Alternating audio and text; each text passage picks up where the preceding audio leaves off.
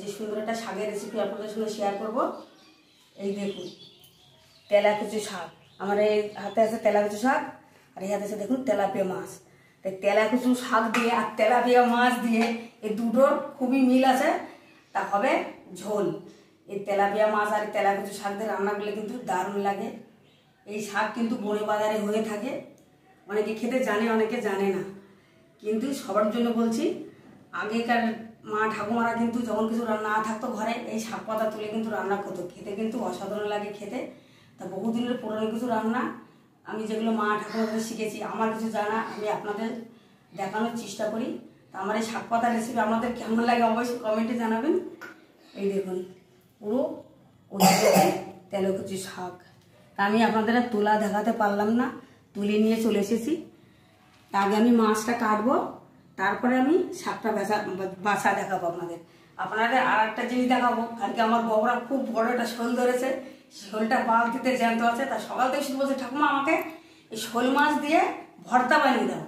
তো ওই শোল মাছটা কাটেও আমি ভর্তা বানাবো, আপনারা সঙ্গে থাকুন। ভিডিওটা ভালো লাগলে অবশ্যই লাইক শেয়ার করে দেবেন আর আমাদের পাশে থাকবেন। যাও বউরা তোমার শোলটা নিয়ে আসো, নিয়ে আসো। খুব বড় সাইজের একটা শোল। তো শোল মাছ দিয়ে ভর্তা খেতে ইচ্ছে করছিল, ওই দেখুন বালতিতে আছে। কালকে কাকিদের বাড়িতে পড়ে আসার সময়, মানে তুরস্কের বাড়িতে পড়তে যায়, আসার সময় রাস্তায় ওই মাছটা লাফাচ্ছিল, তো দেখি ধরে নিয়ে এসছে। আশেপাশে ঠাম্মা দেখো বড় শোল ধরে নিয়ে এসছে, এটা আমাকে ভর্তা করে দেবে। তা তেলাকুচি দিয়ে তেলাপিয়া মাছের ঝোল আর এই এত বড় শোলটা ভর্তা হবে।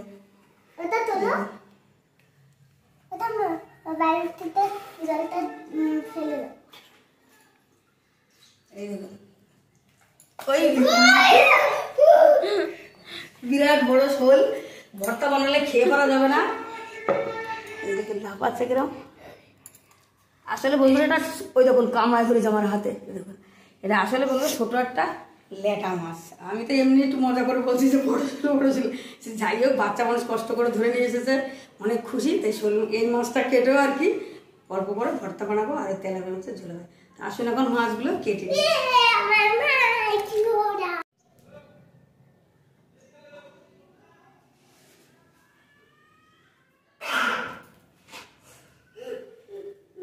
এখন তেলাপিয়া মাছগুলো কেটে নেব। তেলাপিয়া মাছগুলো বেশ সাইজ আছে।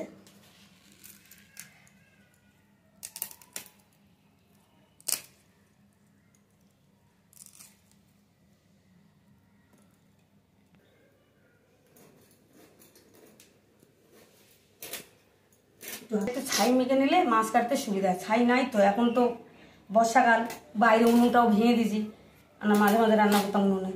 ছাই ছাড়া একটু অসুবিধা কাটতে, পিছলা তো ওই আস্তে আস্তে কাটি। ভিজে গেছে ছাই, চারদিকে গাছে নিয়েছি। এখন মাছ ছাড়াবো, টাটকা তেলাপিয়া মাছ।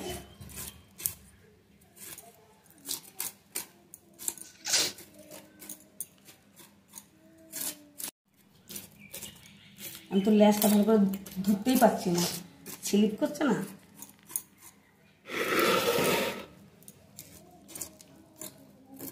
ঠিক আছে,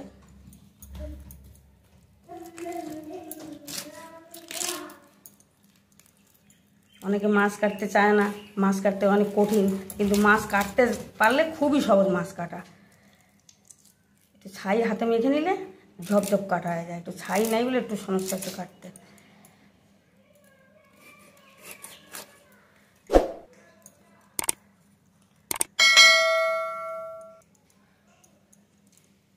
একটা মাছ আমার কাটা গেলো, এইভাবে বাকি মাছগুলো আমি কেটে নেব।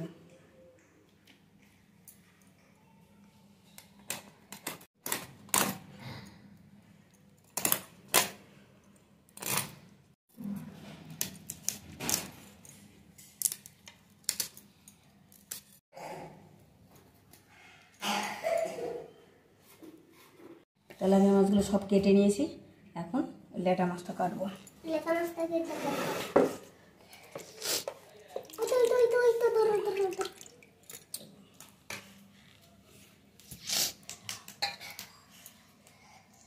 এটাও তো জ্যান্ত মাছ। ওই দেখুন চলে যাবে চলে যাবে, পুঠিয়েছে দেখ।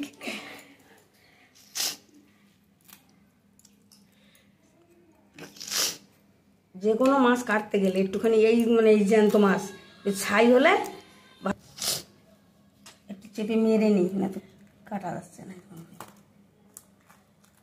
এই দেখো একটুখানি লেটা আমার লাফাচ্ছে কিরম।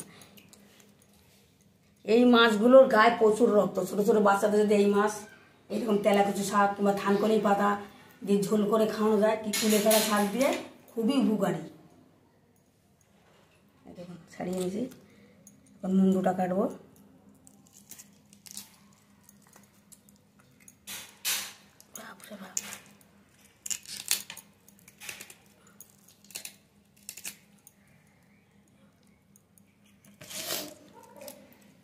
এর আশ ছাড়ানো যাবে না, এই ফুটো ফুটো ঝুড়িতে করে ডলবো, ডললে আশ ছেড়ে যাবে।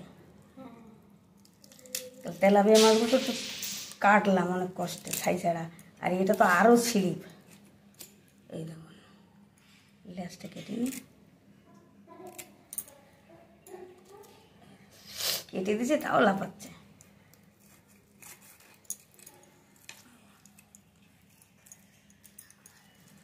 এই যে কাটা হয়ে গেলো, আমি এবার ফুটো ফুটো ঝুড়িতে ডললেই এর আঁশ উঠে যাবে। দেখুন কেটে নিয়েছি তাও লাফাচ্ছে।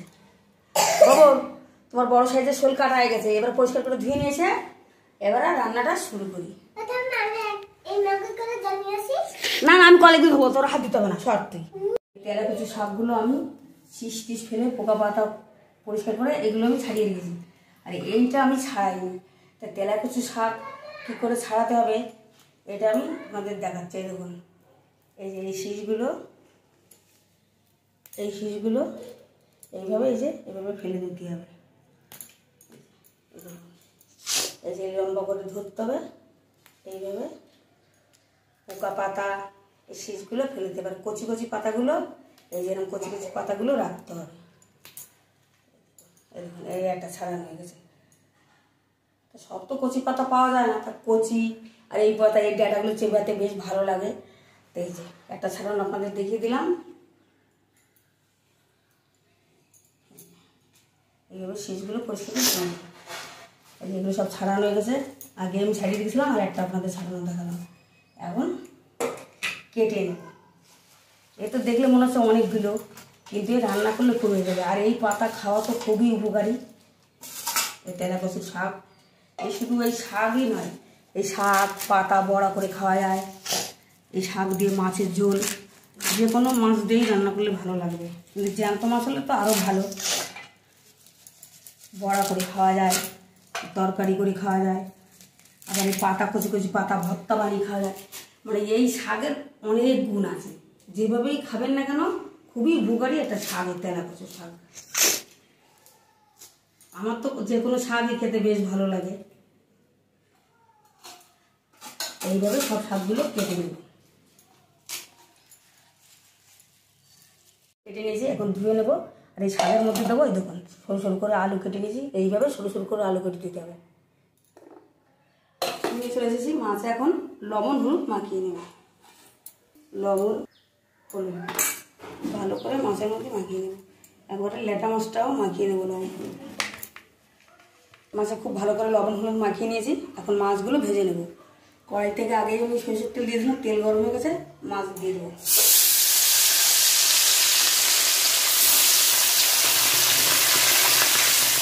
ভাজা হয়ে গেছে, দিয়ে দেবো।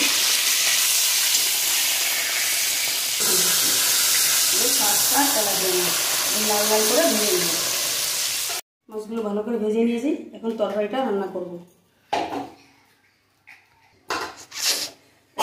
তেলের মধ্যে সামান্য তেল দিয়ে দেবো। নিয়েছি 5 ফোড়ন,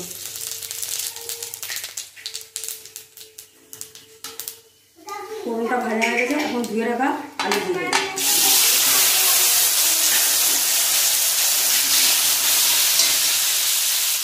লবণ হলুদ, লবণ হলুদ দিয়ে আলুগুলো একটু লাল লাল করে ভেজে নেব। এই তেলাপিয়া মাছের তেলাকুচু শাকের রান্নাটা খুবই সহজ, খুব কম তেল মশলা এই রান্নাটা হয়ে যায়। দেখলে শুধু 5 ফোড়ন গুঁড়ো দিলাম, আর কাঁচা লঙ্কা দেবো, লঙ্কা গুঁড়ো হলুদগুলো তেল, কিন্তু খেতে অসাধারণ লাগে। আলু মাছগুলো ভেজে নিয়েছি। এখন দিয়ে দেবো পরিমাণ মতন জল, আর অল্প দেবো। আলুগুলো সিদ্ধ হবে, 2 বাটি জল দিলাম। এখন জাল উঠলে শাকগুলো দেবো, ওর জন্য চাপা দিয়ে দেবো আলু সিদ্ধ হওয়ার জন্য। আলু উঠে গেছে, এখন কেটে পরিষ্কার করে ধুয়ে রাখা শাক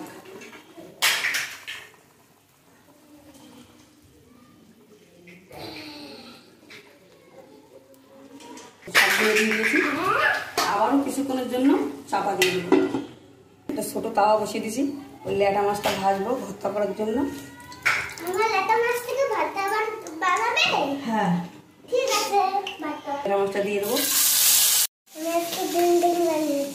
খুব সুন্দর হয়েছে, দেখো ওরা বিল্ডিং বানিয়েছে। ছোটো ছোটো খেলনা কি সুন্দর জয়েন করে বিল্ডিং বানিয়েছে, খুব সুন্দর হয়েছে পুরো। ল্যাটা মাছটা ভাজা হয়ে গেছে, এখন একবারে এই তেলের মধ্যে দিয়ে দেবো কালো জিরে, শুকনো লঙ্কা, পেঁয়াজ, রসুন। ল্যাটা মাছের মধ্যে সব কিছু একটু ভেজে নিই,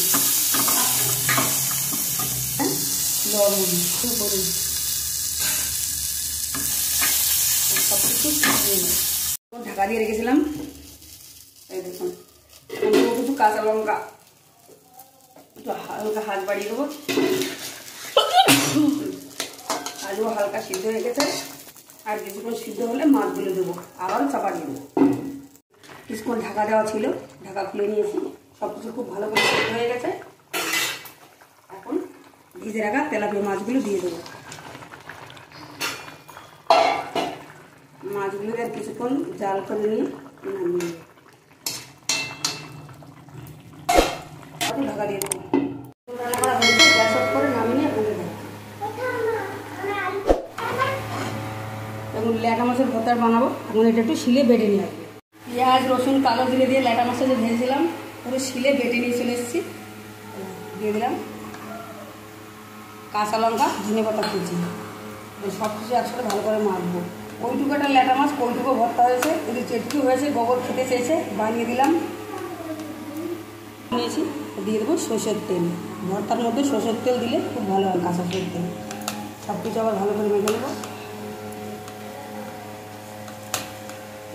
ভর্তাটা পুরো খাওয়ার জন্য রেডি।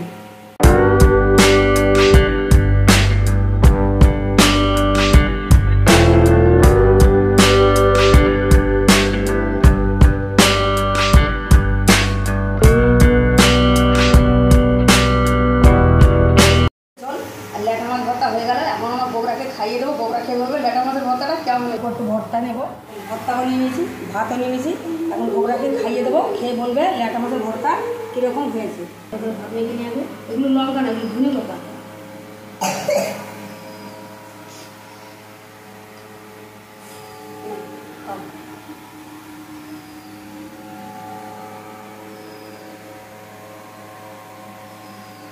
বলো কীরকম হয়েছে ল্যাটা মাছের ভর্তা?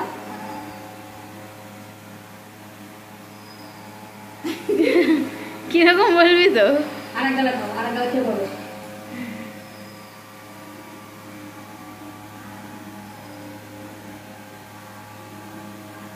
ভালো হয়েছে? মুখে যদি বল ভালো হয়েছে কি?